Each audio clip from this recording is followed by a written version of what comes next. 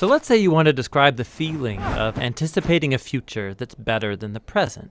You might be giddy or excited or maybe unsure, but most of us know that experience. We call it hope. It's a state of anticipation, and it's crucial for healthy human existence. And it's a really important concept in the Bible. In fact, there are many words for hope in the ancient languages of the Bible, and they're all fascinating. In the Old Testament, there are two main Hebrew words translated as hope. The first is yachal, which means simply to wait for.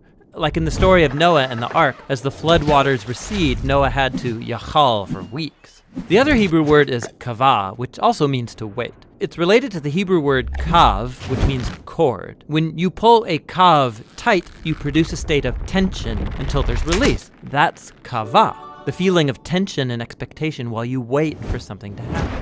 The prophet Isaiah depicts God as a farmer who plants vines and kavahs for good grapes. Or the prophet Micah talks about farmers who both kavah and yachal for morning dew to give moisture to the land.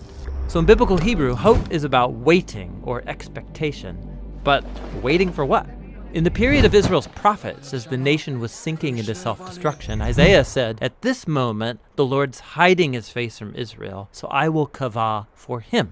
The only hope Isaiah had in those dark days was the hope for God himself. You find this same notion of hope all over the book of Psalms, where these words appear over 40 times. In almost every case, what people are waiting for is God. Like in Psalm 130, the poet cries out from a pit of despair, "I kavah for the Lord, let Israel yachal for the Lord, because he's loyal and will redeem Israel from its sins." Biblical hope is based on a person, which makes it different from optimism. Optimism is about choosing to see in any situation how circumstances could work out for the best. But biblical hope is not focused on circumstances. In fact, hopeful people in the Bible often recognize there's no evidence things will get better, but you choose hope anyway. Like the prophet Hosea, he lived in a dark time when Israel was being oppressed by foreign empires, and he chose hope when he said God could turn this valley of trouble into a door of hope, like the day when Israel came up from the land of Egypt.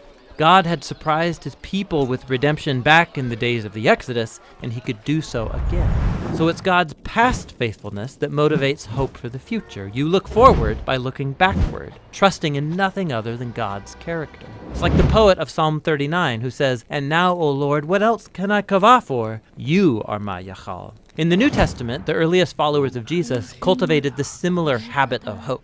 They believed that Jesus' life, death, and resurrection was God's surprising response to our slavery to evil and death.